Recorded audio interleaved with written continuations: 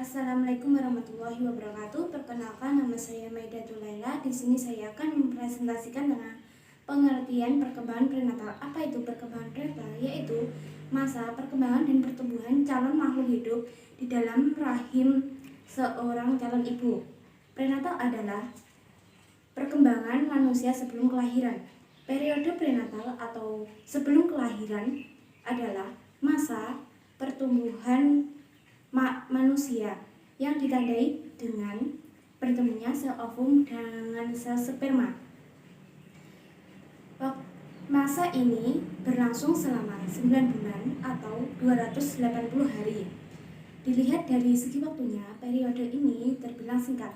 Namun dalam perkembangan manusia termasuk sangat cepat. Sekian presentasi dari saya.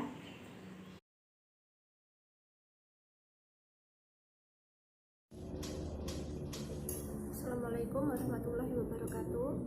Perkenalkan, saya Najah Azizah dari kelas MPIB NIM 049. Di sini saya akan mempresentasikan dari makalah dari judul periode perkembangan prenatal yang subbab C, yaitu ciri-ciri perkembangan periode prenatal. Periode prenatal ini merupakan periode perkembangan manusia yang paling singkat. Tapi meskipun yang paling singkat, periode prenatal itu merupakan periode yang sangat penting, karena dalam periode prenatal manusia itu akan mulai dibentuk seperti sifatnya, kepribadiannya, fisik, dan lain-lain. Berikut saya paparkan ciri-ciri perkembangan periode prenatal. Yang pertama adalah sifat bauran atau bawaan, seperti sudut pandang atau cara otak untuk memahami suatu kejadian. Biasanya dari sifat bauran atau bawaan ini diturunkan dari genetik kedua orang tua, dari kromosom mengalir ke janin. Kemudian yang kedua adalah pembentukan sifat bawaan anak yang tadi ditunjang oleh kondisi ibu. Kondisi ibu, khususnya kesehatan, akan sangat mempengaruhi dari perkembangan periode prenatal, karena apabila ibu memiliki kondisi yang sehat, maka akan membuat perkembangan periode prenatal ini berkembang dengan normal dan baik. Tapi sebaliknya, jika ibu memiliki kondisi kesehatan yang kurang, seperti memiliki beberapa penyakit, maka kemungkinan besar penyakit tersebut juga akan membaur dengan janin dan akan mempengaruhi kesehatannya setelah masa kelahiran. Yang ketiga adalah jenis kelamin setiap individu. Jenis kelamin setiap individu ini berbeda dan tidak akan dipengaruhi oleh kondisi ibu, karena jenis kelamin ini dibentuk dari faktor X dan Y dari sperma. Jadi dapat dipastikan jenis kelamin janin tersebut, bayi tersebut laki-laki atau perempuan. Kemudian yang keempat adalah perkembangan dan pertumbuhan anak biasanya terjadi secara normal daripada perkembangan yang lain. Tahap dari perkembangan prenatal begitu cepat, yang asalnya berupa butiran kecil, kemudian setelah 280 hari beratnya bisa mencapai 7 ton dan bertambah berkali-kali lipat. Yang kelima adalah banyaknya bahaya fisik atau psikis. Dikatakan berbahaya karena pada tahap prenatal merupakan memberikan pengaruh yang panjang pada tahap pertumbuhan dan perkembangan yang selanjutnya. Jadi ketika masih dalam tahap prenatal, bayi atau janin menerima asupan gizi yang baik, maka untuk pertumbuhan ke depannya ia akan berkembang secara normal dan optimal. Begitupun sebaliknya. Sekian penjelasan dari saya. Apabila ada kurangnya, mohon maaf. Wassalamualaikum warahmatullahi wabarakatuh. Assalamualaikum warahmatullahi wabarakatuh. Perkenalkan, nama saya Mujiono dari kelas MPIB NIM 2061948. Di sini saya akan menjelaskan tentang tahapan-tahapan perkembangan prenatal. Tahapan perkembangan prenatal itu dibedakan menjadi 3 tahapan. Yang pertama adalah tahap germinal, yang kedua tahap embrio, dan yang ketiga adalah tahap janin. Nah, kita langsung saja masuk ke tahap yang pertama, yaitu tahap germinal.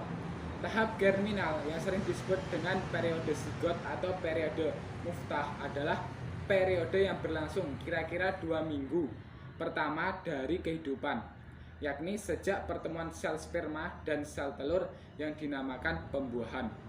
Hal ini akan membentuk satu sel baru yang disebut dengan zigot, kemudian membelah-belah menjadi sel yang berbentuk bulatan-bulatan kecil yang disebut blastosis. Blastosis ini juga dibedakan atas 3 lapisan, yaitu yang pertama lapisan atas atau ektodrim, lapisan tengah atau mesodrim, dan lapisan bawah atau endodrim. Dari ektodrim lapisan berkembang rambut, gigi, dan kuku, kulit lapisan luar atau kulit ari, kelenjar kulit, panca indera, dan sistem saraf. Dari mesodrim berkembang otot, tulang atau rangka, sistem pembuangan kotoran, dan sistem peredaran darah, serta kulit lapisan dalam. Sementara endodrim berkembang menjadi sistem pencernaan, hati, pankreas, kelenjar ludah, dan sistem pernafasan. Tahap yang kedua adalah tahap embrio.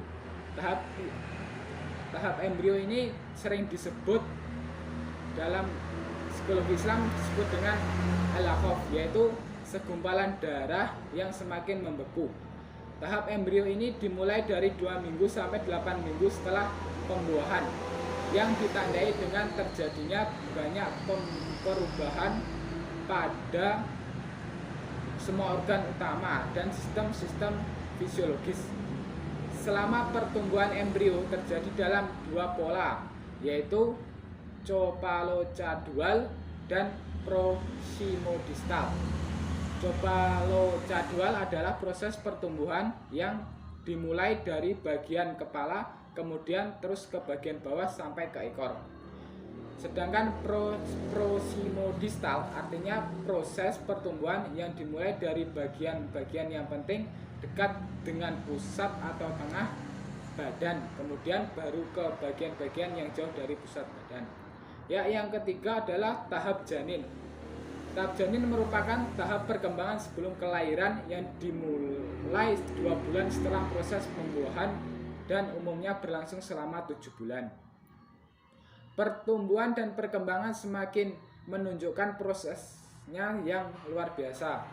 Perkembangan otak adalah suatu hal yang paling menakjubkan dalam perkembangan prenatal. Saat bayi dilahirkan, mereka memiliki kurang lebih 2 miliar sel saraf yang mengatur proses informasi di bagian sel dalam otak. Selama perkembangan prenatal, neuron bergerak ke tempat yang seharusnya dan dimulai saling berhubungan. Bentuk dasar otak manusia disusun 2 trimester. Semester pertama pada masa perkembangan prenatal, trimester ketiga dan kedua tahun pertama setelah dilahirkan, ditandai dengan terhubung dan berfungsinya neuron. Mungkin itu yang saya dapat sampaikan, kurang lebihnya saya mohon maaf.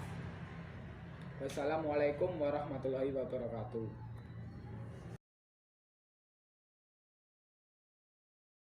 Bismillahirrahmanirrahim. Sebelumnya perkenalkan, nama saya Neni Adelia Kusumawati, NIM 206190051 dari kelas MPIB. Di sini saya akan menjelaskan poin D yang mana membahas mengenai faktor-faktor yang mempengaruhi perkembangan prenatal. Faktor-faktor yang mempengaruhi perkembangan prenatal itu yang pertama yaitu faktor genetis. Yang mana faktor keturunan. Yang mana umur genetis sangat mempengaruhi perkembangan dan juga pertumbuhan manusia yang dibawa melalui aliran darah kromosom. Contohnya, apabila orang tua memiliki fisiologis yang sehat, maka kondisi tersebut akan menurun pada generasinya. Dan juga sebaliknya, apabila orang tua memiliki fisiologis yang tidak sehat, maka memiliki resiko generasinya juga akan tidak sehat.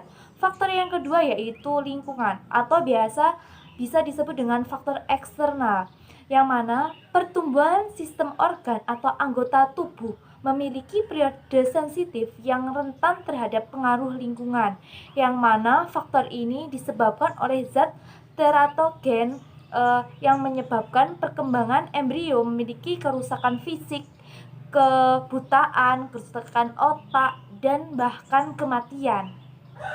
Faktor yang ketiga yaitu kondisi fisik ibu.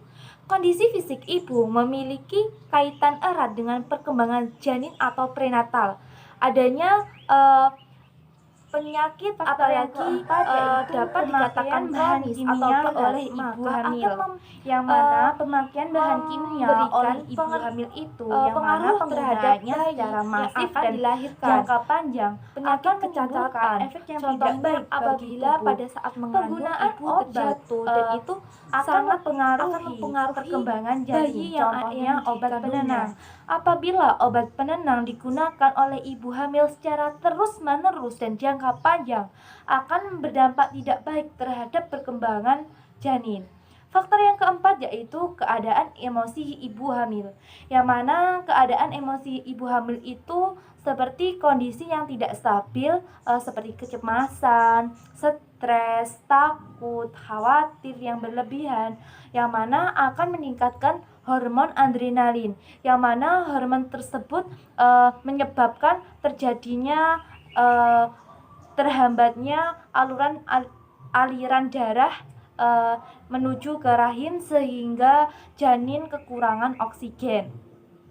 Faktor yang keenam yaitu asupan nutrisi. Asupan nutrisi itu merupakan faktor yang sangat penting karena juga mempengaruhi perkembangan prenatal, yang mana makanan sehat juga berpengaruh baik terhadap janin, dan juga sebaliknya, apabila makanan yang dimakan ibu hamil kurang sehat atau tidak sehat, maka juga akan berpengaruh terhadap kondisi janin. Faktor yang ketujuh yaitu faktor resus. Faktor resus merupakan faktor yang terjadi karena ketidaksesuaian antara resus ayah dan ibu yang akan menyebabkan kerusakan sel kelamin yang menimbulkan komplikasi fisik atau mental yang berbahaya, bahkan dapat menyebabkan kematian dan juga gangguan permanen bagi anak. Cukup sekian yang dapat saya sampaikan. Apabila ada kesalahan kata, mohon maaf sebesar-besarnya. Terima kasih.